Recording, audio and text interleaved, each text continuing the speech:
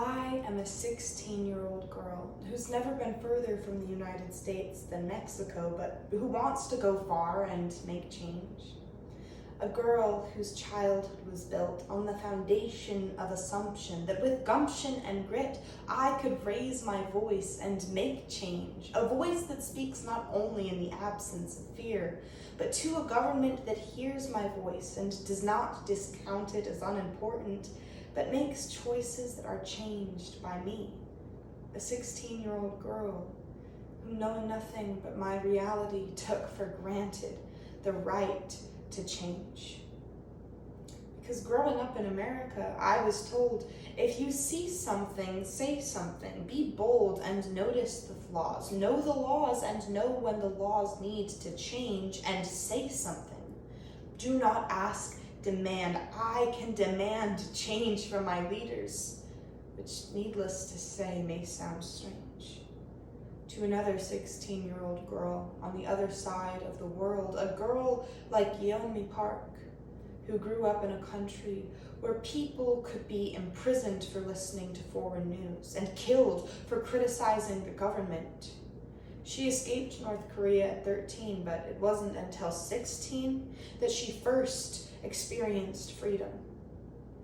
A girl like Asina Tahir Izgil, a Uyghur girl who grew up in a country suffocated by silence, who at age 16 witnessed and escaped from a modern-day genocide, watching her friends and neighbors disappear into re-education camps created to replace their Uyghur language and Islamic culture with that of the Chinese government.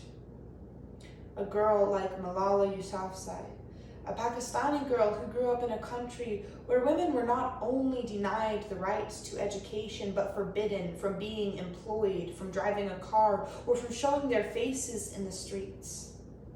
Malala spoke out, and for her efforts was shot in the head by a member of the Taliban. And at age 16, 1 year later, she spoke at the United Nations and continued her call for change.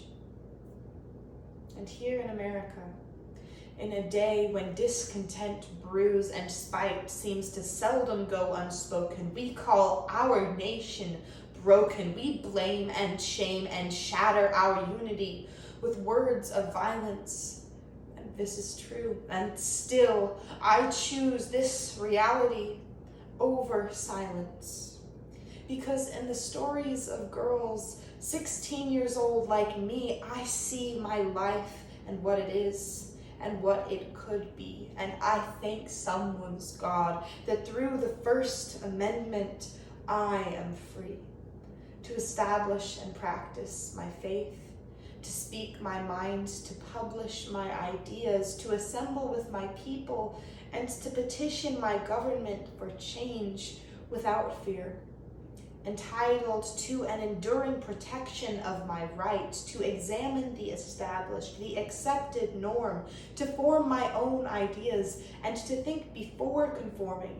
Because while conformity is comfortable, it is cataclysmic to change, because a successful country that remains constant, keeping their same standards and standing in place in the face of an evolving world, will never be a country that remains successful.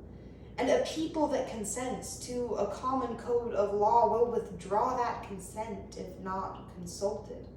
As time passes, if they are not asked what is still good and what is not, they have a will and a right to rise up and riot and make change.